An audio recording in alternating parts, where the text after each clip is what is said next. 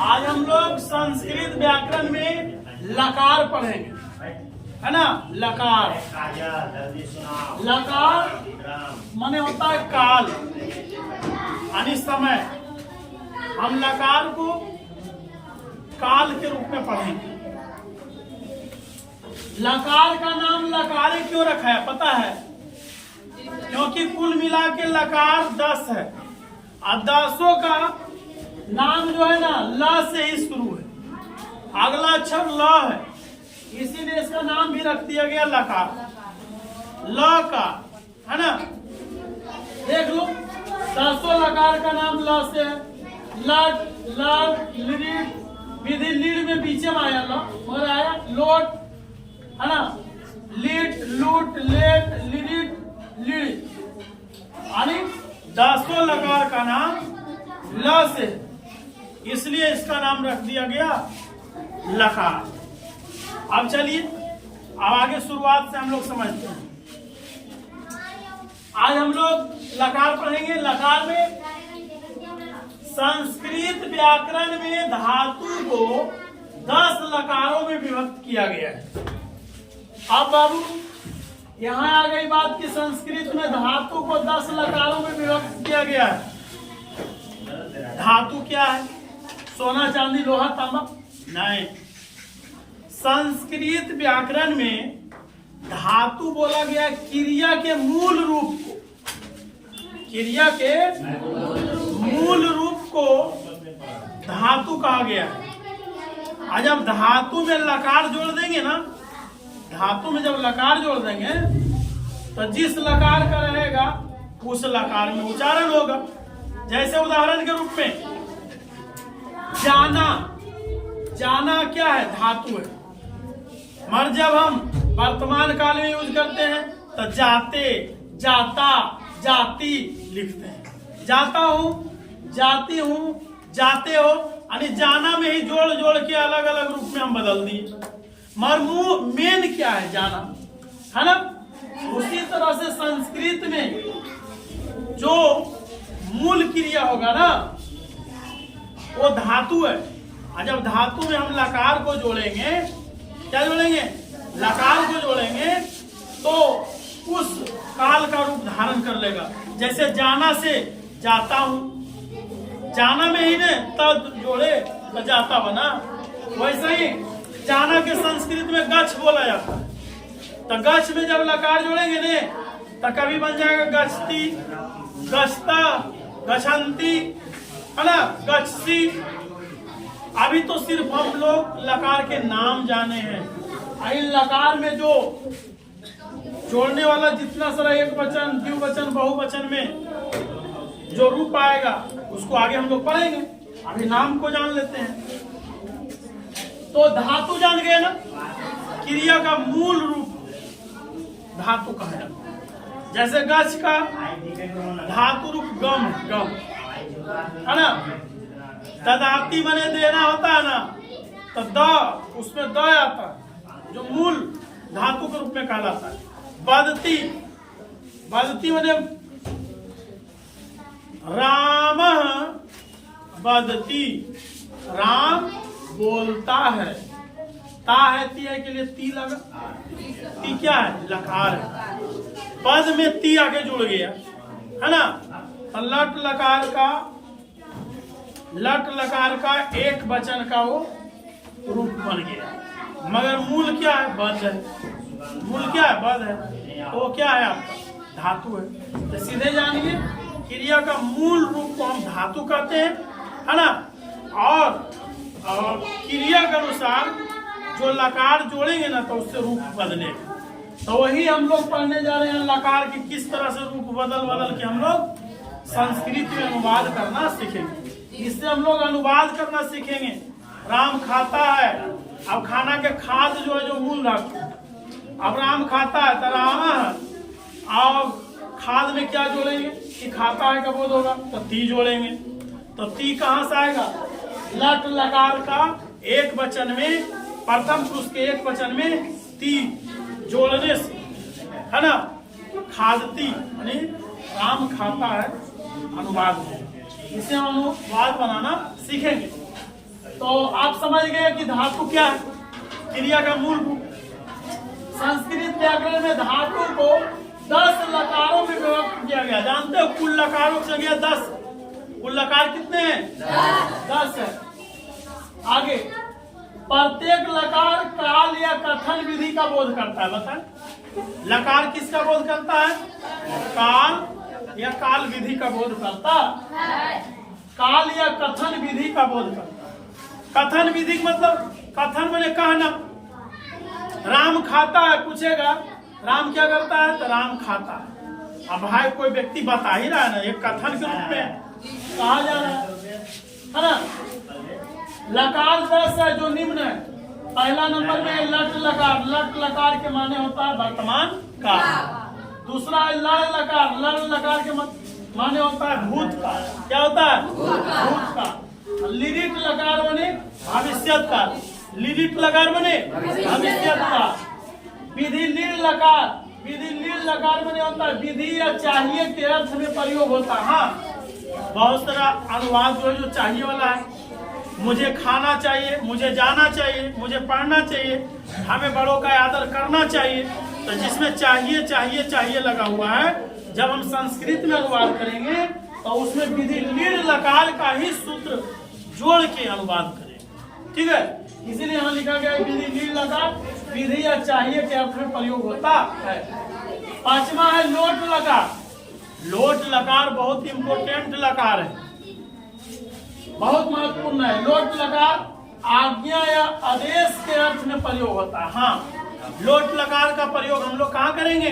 आज्ञा या आदेश वाला अनुवाद में। जैसे हम बोलेंगे, अभी पढ़ा रहे हैं, कोई स्टूडेंट यहाँ पर बैठा है, मान लो सीता नाम की लड़की पढ़ रही है, और सब स्टूडेंट पढ़ रहा है, और वो जो है जो बैठ करके सिर्फ देख रही है। हम बोलेंगे तुम पढ़ो, सीता पढ़ो, आज्ञा दिए ना, आदेश दिए ना। तुम लोग घर जाओ, आदेश दिए ना। तो जो आदेश वाला आएगा ना, उस अनुवाद को हम लोट लकार में बनाएंगे। यह आदेश दिया, जो भी है, तुम पढ़ो, आप लोग जाइए, है ना, एक गिलास पानी लाओ। मैंने जो हम आदेश दे या आज्ञा दे, जो अनुवाद से आदेश या आज्ञा का बोध होगा, उसमें आपका कौन सा लकार लगेगा? लोट लकार का प्रयोग। आए समझ में? सीता पढ़ो, है ना, आप लोग पढ़िए, है ना, आप लोग पढ़िए, वे लोग को जाने दो। मतलब इस तरह से अनुवाद आएगा जिसमें आदेश या आज्ञा रहेगा, है ना। तुम यहाँ आओ, तुम जा सकते हो, सब क्या है? आदेश। लोट लकार आज्ञा या आदेश के अर्थ में प्रयोग होता है। आप जानिए बाबू, ये जो 5 लकार बताए ना, इसी 5 लकार का प्रयोग 10वीं क्लास के कक्षा तक ज्यादा है।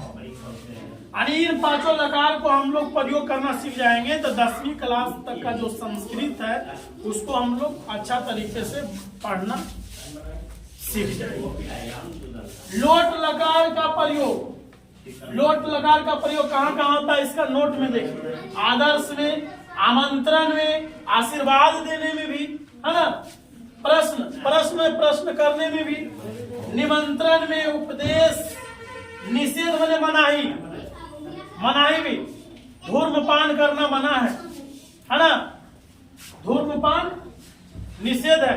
कहीं जाते हैं, देखते हो हम लोग घूमने जाते हैं तो लिखा रहता है यहाँ चप्पल जूता खोलना मना है, ये सब निषेध वाला बात है। कहीं लिखा रहता है यहाँ थूकना मना है, मतलब जहाँ जो है लिखा रहता है ना वो सब निषेध वाला। हमें दारू नहीं पीना चाहिए, इस तरह से बोलते हैं, ये सब निषेध में आएगा, है ना। गर्मी के दिनों में धूप में नहीं दौड़ना चाहिए, धूप में मत दौड़ो, ये सब क्या है?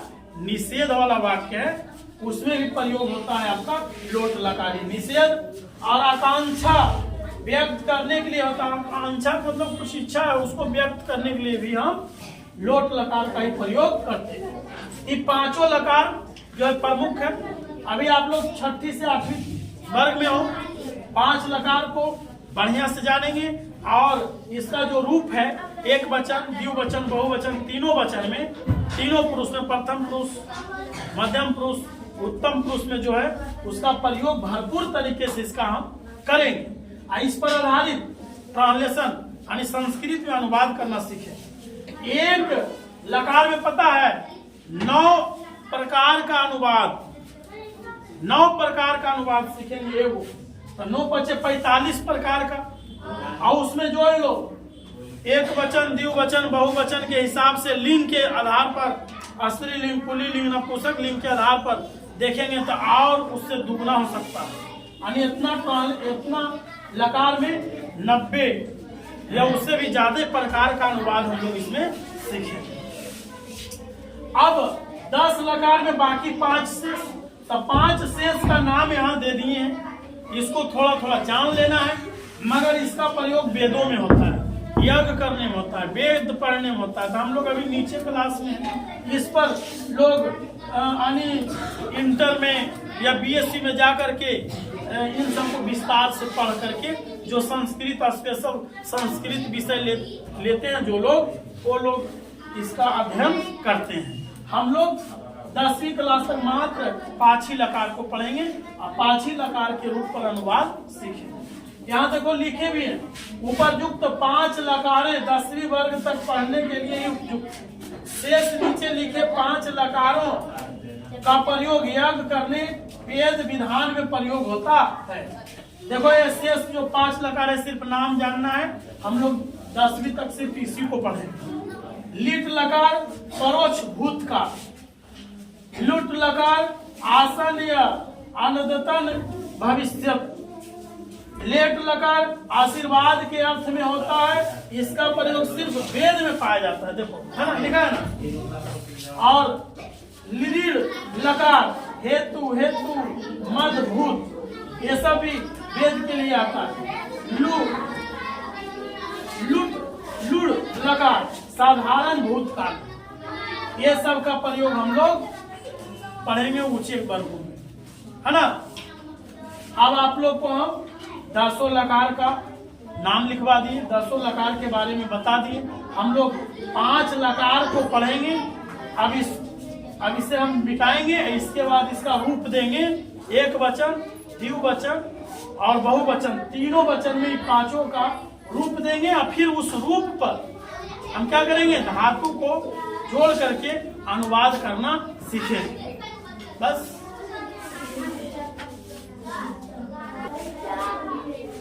चलो हम लोग अभी पढ़े लकार 10, और 10 में बताए थे कि 5 लकार जो है महत्वपूर्ण है, 6ठी से 10वीं तक, है ना। जड़ा बना 5 से नीचे प्रयोग होता, ठीक है। तो लकार 5 को पढ़ने से पहले हम लोग आत्मनेय पद और परस्मय पद को जाने। ऐसे दोनों में कुछ अंतर न है, सिर्फ लिखावट में अंतर। जो अनुवाद रहेगा ना, जो भी अनुवाद है, दोनों में दोनों लग सकता है। आत्मनेय पद का सूत्र रहे या परस्मय पद, किसी भी अनुवाद में हम दोनों सूत्र को प्रयोग कर सकते हैं। एक ही अनुवाद में दोनों को भी प्रयोग कर सकते हैं, और थोड़ा सा का अंतर है क्या, जो जैसे हिंदी व्याकरण में हम लोग आकर्मक और सकर्मक पढ़े हैं ना, समझ जाओ ये आकर्मक है और ये सकर्मक। आकर्मक के मतलब क्रिया का फल कर्ता पर पड़ता, उसी तरह इसमें भी आत्मनेय पद में भी क्रिया का फल कर्ता पर पड़ेगा। और सकर्मक क्रिया में कर्ता का फल, क्रिया का फल कर्म पर पड़ता है। उसी तरह से परस्मय पद में क्रिया का फल कर्म पर पड़ेगा। यहाँ लिखिए आत्मनेय पद, जब क्रिया का फल स्वयं प्राप्त करना है तो आत्मनेय पदी क्रिया का प्रयोग होता है। जैसे राम खाता है रामः खादते। आज रखो बबुआ, आत्मनेपद परस्मय पद का एक लाइन सूत्र बताते हैं। जो लट लकार में सूत्र लिखे हैं ना, एक वचन में तीत है अंति। जब आत्मनेपद होगा तो लिखाएगा ते, एते, है अंते, इस प्रकार से। और परस्मय पद में लिखा है तीत है अंति। और सबसे ज्यादा प्रचलित है आपका परस्मय पद ही। हम लोग परस्मय पद में ही ट्रांसलेशन, अधिकांश ट्रांसलेशन यानी संस्कृत से अनुवाद सबसे ज्यादा परस्मय पद में करें। आत्मने पद का प्रयोग आदर सत्कार वाले भाव में किया जाता है ना। यहाँ लिखा है आत्मने पद, जब क्रिया का फल स्वयं प्राप्त करना है तो आत्मने पदी क्रिया का प्रयोग होता है। जैसे राम खाता है, राम खादते। हम चाहेंगे तो परस्मय पद भी बना सकते हैं, राम खादती। जानते हो राम खादते, राम खादते, राम खादती में अंतर क्या है? जैसे हम लोग अपने घरों में अपने से छोटे को आकार लगा बोलते हैं, जो छोटा वाला बोलते हैं तुम लिखा, है ना, तुम लिखते हो, इस तरह से।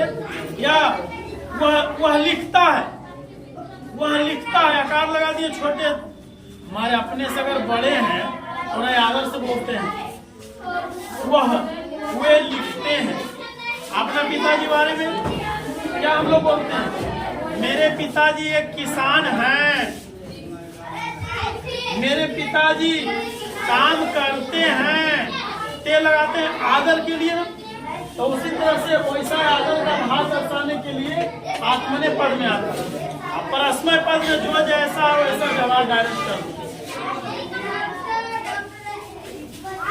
अब यहाँ देखिए, परस्मय पद जब क्रिया का फल दूसरे तक पहुँचाना अभिप्रेरित रहता है तो परस्मय पदी क्रिया का प्रयोग होता है। जैसे बालक आम खाता है, बालकः आर्मम होगा, बालकः आर्मम खादति। बालक आम खाता है, खाने का फल कर्म तक जाता है, कर्म तक नहीं जा रहा है, खाने का फल कर्म। अभी से पहले संस्कृत व्याकरण में कब विसर्ग लगेगा, कब यव लगेगा, कब यह लगेगा, ये सब तो सिखा चुके हैं। एक बालक है तो बालका, दो बालक रहेगा तो बालका, और दो से अधिक रहेगा तो बालका।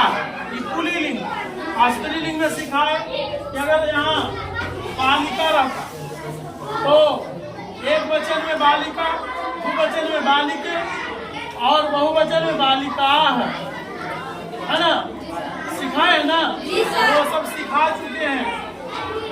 यहाँ पर यम लगा क्योंकि कर्म में यम लगता है, ये सब पहले हम लोग सीख चुके हैं। क्योंकि इससे पहले हम लोग क्या क्या पढ़े? वचन पढ़े, एक वचन, द्विवचन, बहुवचन। और इससे पहले हम लोग पुरुष पढ़े, है ना, प्रथम पुरुष, मध्यम पुरुष और उत्तम पुरुष।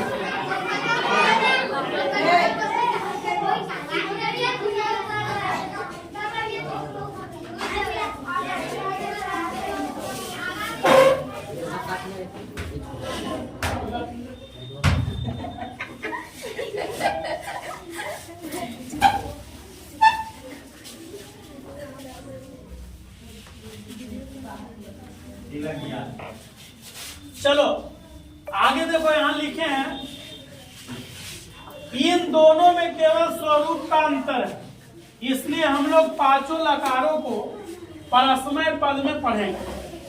हम लोग का अनुवाद जो संस्कृत में अनुवाद मिलता है सबसे ज्यादा परस्मय पद में बनाने को मिलता है।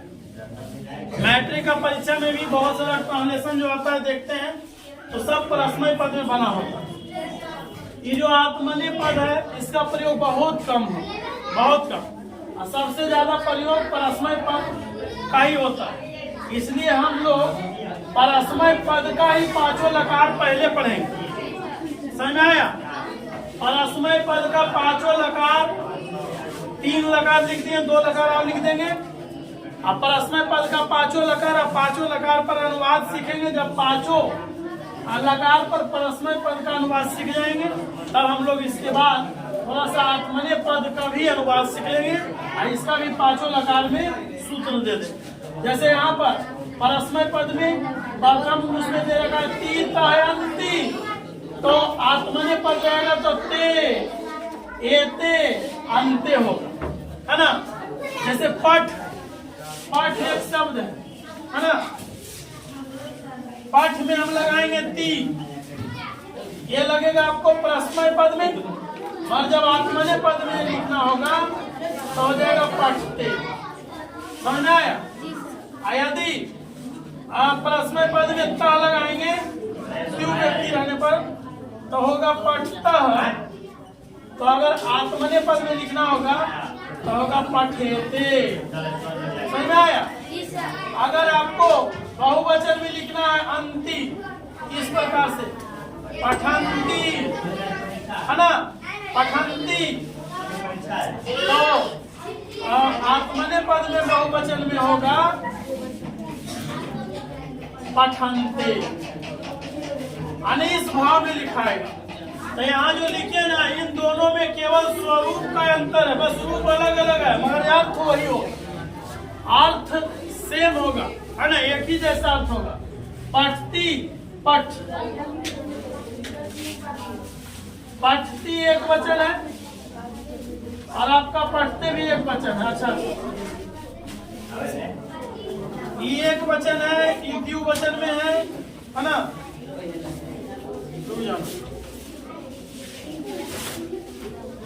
ऐसे लिख देंगे तो अच्छा समझेगा। यानी परस्मय पद में पठती हुआ तो यहाँ पठते,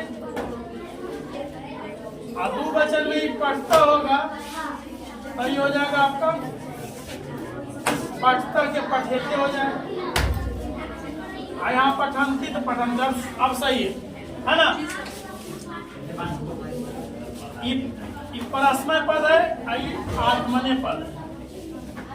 अगर परस्मय पद में पठ में ती तय अंति लगाएंगे, एक वचन के लिए पठती, द्विवचन के लिए पठता और बहुवचन के लिए पठन, तो वैसे आत्मनेय पद में अभी इस प्रकार से सूत्र नहीं दिए हैं। आत्मनेय पद में परस्मय पद जब पढ़ लेंगे उसके बाद आत्मनेय पद का मिलेगा। तो यहाँ पर एक वचन में पठते, द्विवचन में पठेते और बहुवचन में पठनते हो। ठीक है, भले दोनों का लिखावट स्वरूप अलग है मगर अर्थ वही होगा। इसका मतलब भी होता है पढ़ता है, आई भी होगा पढ़ता है, ये भी है पढ़ते हैं, ये भी पढ़ते हैं। ये दुइये व्यक्ति का के लिए है। जैसे रहेगा वह पढ़ता है तो सह पठती या तो सह पठती, वे दोनों पढ़ते हैं, वे दोनों पढ़ते हैं तो हो जाएगा तो पठता, यह बनाइए तो पठेते। इसमें वे लोग पढ़ते हैं, ते पठंती या तो ते पठनते, है ना। अगर आपको परस्मय पद में बनाना है तो ते पठंती होगा, अगर आत्मनेय पद में बनाना है तो ते पठनते हो, है ना।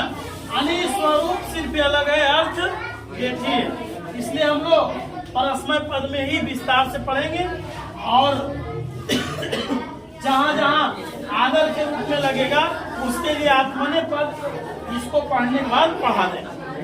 चलिए अब सूत्र को समझते। सबसे पहला लट लकार, लट लकार मने वर्तमान काल, लट लकार मने इधर है पुरुष, प्रथम पुरुष, मध्यम पुरुष, उत्तम पुरुष, ये सब पहले पढ़ा चुके हैं। प्रथम पुरुष जिसके बारे में बात किया जाए, कुछ कहा जाए, प्रथम पुरुष है। मध्यम पुरुष जिससे सुनने वाले का बोध हो, और उत्तम पुरुष जिससे बोलने वाले का बोध हो।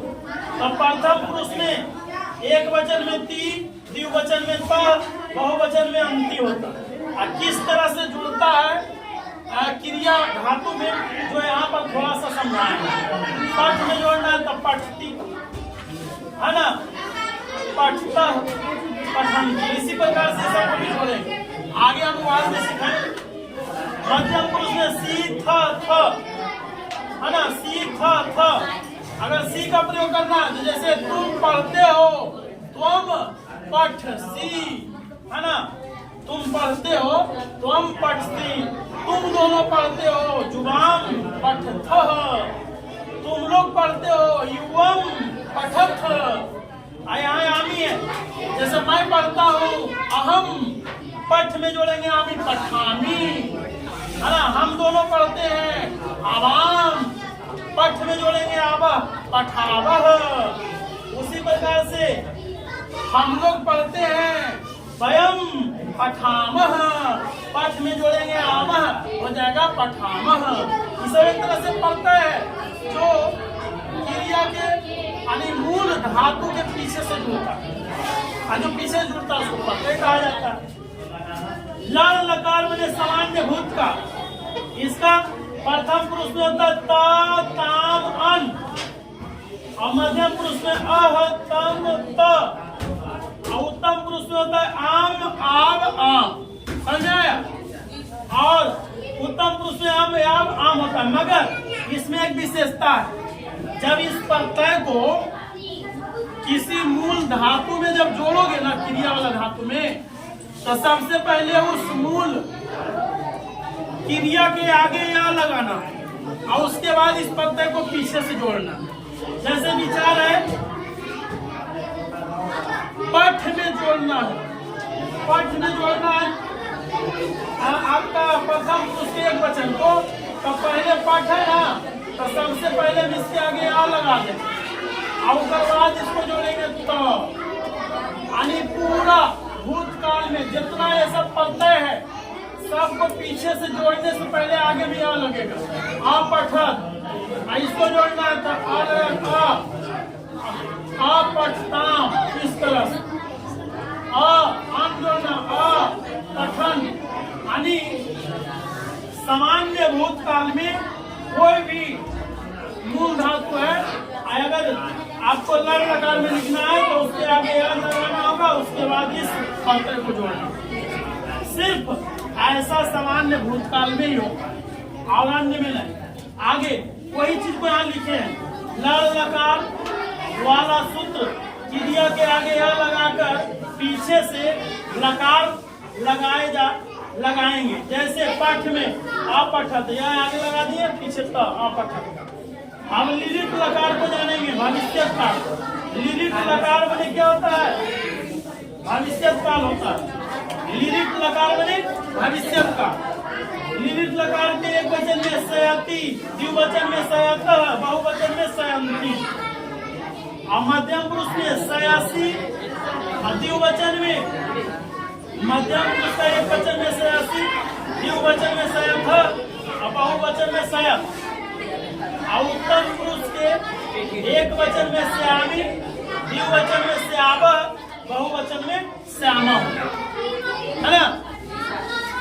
ये आप तीन लकार का प्रत्यय को जाने। ये सूत्र जो है क्रिया के पीछे प्रत्यय के रूप में जुड़ करके अनुवाद को बनाने में सहायता हो। समझ में आया? अब हम लोग एक लकार, दो लकार, तीन लकार पढ़ लिए, बाकी शेष दो लकार बच गया। एक बच गया है आपका विधि लील लकार और एक बच गया है लोट लकार, जो अभी तुरंत बता रहे हैं, है ना। चलो देखो, तीन लकार तो पहले हम लोग पढ़ लिए। अब चौथा विधि लील लकार। विधि लील लकार में होता है चाहिए। जैसे हम लोग बोलते हैं हमें बड़ों का आदर करना चाहिए, है ना, हमें किताब पढ़ना चाहिए, तो चाहिए वाला है ना। प्रथम पुरुष, मध्यम पुरुष, उत्तम पुरुष। प्रथम पुरुष में एक वचन में एक, द्विवचन में ताम, बहुवचन में एहू। मध्यम पुरुष में एक वचन में ए, द्विवचन में एतम, बहुवचन में एत होता है। और उत्तम पुरुष में एयम, एम, एम होता है। वैसे लोट लकार में अनुज्ञा है, आज्ञा। पुरुष में प्रथम, मध्यम, उत्तम। प्रथम पुरुष के एक वचन में तू, द्विवचन में ताम, बहुवचन में अंतु, मध्यम पुरुष के एकवचन में ही, द्विवचन में तम, बहुवचन में त, और उत्तम पुरुष में एक वचन में आनी, द्विवचन में आप, बहुवचन में आप। ये पूरा आपका पांचों लकार का प्रत्यय हमने दे दिया। इस पर एक आध को अनुवाद देख लो संस्कृत में कैसे बनता है। मान लो हमें चाहिए वाला बनाना है ना, तो हम लोग लिखते हैं हमें पढ़ना चाहिए, हमें पढ़ना चाहिए। तो बताओ हमें बोले क्या, एक नहीं तो बहुवचन है, तो बहुवचन में हमें की क्या होता है, हमें की क्या होता है, अब पढ़ना की क्या होता है, पढ़।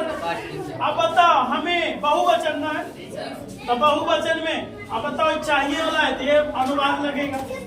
अब बताओ प्रथम पुरुष हमें तो है नहीं, हमें बोलने वाला है, तो ये उत्तम पुरुष है। अब देखो उत्तम पुरुष में हमें एक वचन तो है नहीं, द्विवचन भी नहीं है, दो रहता तो हम लोगों रहता। अब बहुवचन में हमें मैंने हम लोगों को पढ़ना चाहिए, तो पढ़ा। अब बता बहुवचन में क्या है, एम एम एम, अब पाठ में एम लगाएंगे, ये लगाएंगे पाठ में पठेम, है ना। दूसरा ट्रांसलेशन, आपको जाना चाहिए, आपको जाना चाहिए, बता आपको जाना चाहिए। आपसे तो एक व्यक्ति हो रहा है, आपको जाना चाहिए, दो को रहता थे आप लोग, बहुत सारा रहता थे आप लोग, ये आप बने एक, और आपका क्या होता है तुम, अचानक होता है गच। अब बता गच, आप जो है जो क्या है सुनने वाला ना, आपको जाना चाहिए, हम बोल रहे हैं आप सुने, तो सुनने वाले को बोला जाता है मध्यम पुरुष। अब बताओ आप जो है जो एक वचन है, तो मध्यम पुरुष के एक वचन में क्या है, एह, तो गच्छ में एह जोड़ेंगे तो गच्छेह, गच्छेह बना। हम जो अभी मात्र एक के दूसरे जोड़ करके ना अनुवाद सिखा रहे हैं, अभी पांचों लकार हो गया। अगला शनिवार को इन पांचों लकार पर हर किसी से एक एक ट्रांसलेशन बनेगा। सोच लो 1 2 3 4 5 6 7 8 9 प्रकार का अनुवाद हम लोग एक से सीखे, है ना।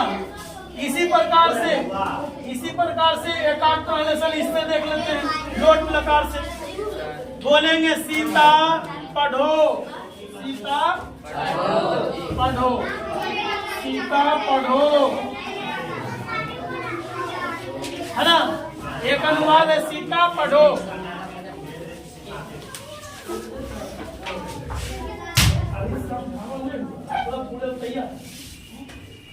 बता रहे ट्रांसलेशन की ना, कौन सा कहाँ काट रहे हैं, ये बैठो